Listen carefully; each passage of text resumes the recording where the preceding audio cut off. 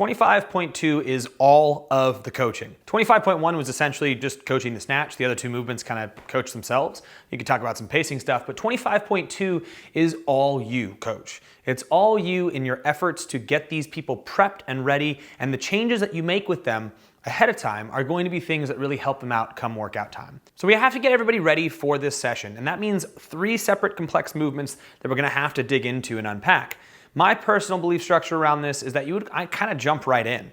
You would get everybody generalized warm up with something like get a jump rope out, start jumping, and then we're gonna move back and forth between doing jump ropes and some lunges and moving the hips and doing some bootstrapper squats. But in between those, be cycling through, starting with maybe just normal single skips, then side to side, and then front to back, and then maybe some crisscrossovers and stuff like that. But building our way up to practicing the double as our initial general warm-up. That way you can really hammer home some teaching points and some generalized warm-up at the same time. So you get that out of the way because of the level of complexity of this and the time it's gonna take to run this class through. So almost go straight from the workout brief into the general warm-up with the double being the focus of that. But again, build your way up. Get people's calves ready, get people's hips and legs ready as they're moving in and out of those pieces, and don't be talking too much. The main things to watch out for when you're teaching people doubles is, as a coach, look at their hands in relation to their body. You want these tight into the body.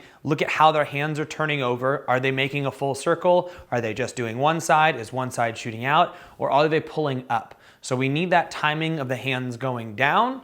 We need the small circle, and we need to make sure that both hands are doing a relatively similar thing. So that's where your eyes will go on those jumps. The other one that people can do is they'll do the jump where they don't commit to the second jump. They'll do the first jump and then they'll land really hard. So see if you can get in your progression people doing multiple jumps in a row, focusing on committing to that second and third jump as they move through. So that's for the doubles. I'd build up with that, get yourself nice and ready there. Then I'd bring people right over to something like the pull-up bar. So go straight into teaching some sort of a progression that builds them through the pull-up all the way into the bar muscle up. And note that there is a transition that when you go from pull up into bar muscle up, there's a difference in how you approach those two things, but you can use the pull up progression to get them close enough to it. The main difference between the bar muscle up and the pull up is a pull up, when you swing, you come up and then you pull to the bar. A bar muscle up is more like a toes to bar where you push down towards your hip, elevate your body as much as possible, and dive over. So that's where that transition needs to be made as a coach, that you have, hey, a pull-up progression that starts with a hang, and then some scat pulls, and then some swings, and then some bigger swings, and then some pull-ups with the push away to get a nice rhythm there, and talking about butterfly, and talking about how to use your hips to get your chest to the bar, and work in and out of those progressions to get people nice and comfortable with the pull-up. And then say, okay, now we're gonna transition to the bar muscle up. Now, if those of us who can't do it are gonna drop down to a lower box and do hip over the bar and try that big jump to the hip comes to it, come back down, hip comes to it, come back down, and then dive the head and chest through, so head through the window. So a progression like that will work super well for getting people into the bar muscle up. And then we'll talk about some strategies for the different types of athletes you're gonna see in a sec, but you do need to have a progression like that, people falling off along the way, people really committing stuff ahead of time and kind of figuring those pieces out. So as a coach, use a progression that moves through that way with your eyes going to those places. In the case of the bar muscle up, you've got a couple different things that you'll tend to see. It's either people don't have an aggressive enough hip, they don't push down enough, or they don't commit to diving their head and chest through. Now, I wouldn't normally teach this, but during the open, it's the only time I've ever really allowed it, but I have taught it during the open and I've been made fun of for teaching it, and gymnastics people were gonna get mad at me for it, but I have, for people who are close enough and have the prerequisite shoulder strength and all that stuff, I have shown how to get one side over than the other side, chicken wing style. I don't say you have to recommend it by any means. If you're remotely worried about the individual's snap city, don't do it.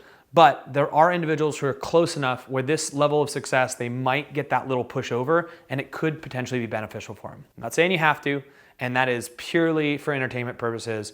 Do not take it as anything other than that. Anywho, after we've got that, I would then move into teaching the thruster. Now the thruster is one of those things where you can just do thrusters, squat and press overhead, or you can do thrusters with intention.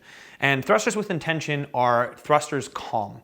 So the purpose of these thrusters for the first few sets is not to go till any failure. So you need to teach mechanics as a coach on how to stay balanced, how to use your hips and legs, because you need your arms for those other things like the bar muscle up and the double unders.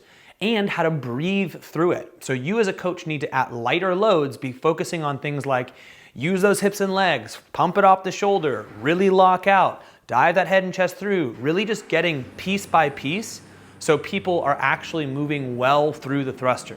Talk about breathing, talk about eye position, talk about staying smart on your sets. Start building up past the loads and then pull back. Talk about these things in a way that people can take it on board and then implement it come workout time when their heart rate's at like 1,000,000 beats a minute. The whole point on those thrusters is to stay calm, and it's a place that people tend to go over. So you as a coach, be pulling people back, be talking about mechanics, be talking about balance, be talking about control and breathing and all those fun things. Good luck with that one. So once you've got all those things built, now it's time to talk a couple strategies. And you're essentially gonna see 3 different kinds of athletes in your gym. Athletes that do not have a muscle up. Athletes that are close to getting a muscle up, maybe have a couple. And then athletes who are great at muscle ups and can keep moving through it. These 3 athletes should have different approaches to this workout, especially if they're going with the version that has muscle ups. If you don't have muscle ups and you're not close, this is a case for choosing to scale.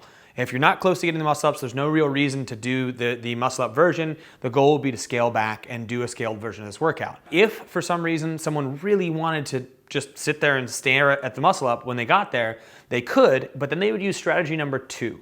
Strategy number 2 is people who have a couple muscle ups, maybe 1, maybe 2, but they struggle with them. They're not gonna make it all the way through them. My thought on this is you've got 2 different types of people who are here. One who could kind of tick away 1 or 2 muscle ups at a time, and another is one who is not going to make it through all 15. If someone's gonna make it through all 15, they need to pace ahead of time, so when they get there, they have something to give and stay smart on those sets. For those athletes who are not going to make it through the 15, you need to sell your soul getting to the 15. Same thing as like the person who's just kind of moving all the way through, which is similar to the person who's not gonna get any muscle ups. Because that tiebreak score, once you get there, is gonna be the important piece. So really give it everything you got, and then just hang around until you feel comfortable enough to attempt a few. So those are kind of the 2 athletes that you would coach through those periods. The last athlete is going to be an athlete who can move through these muscle ups pretty quick.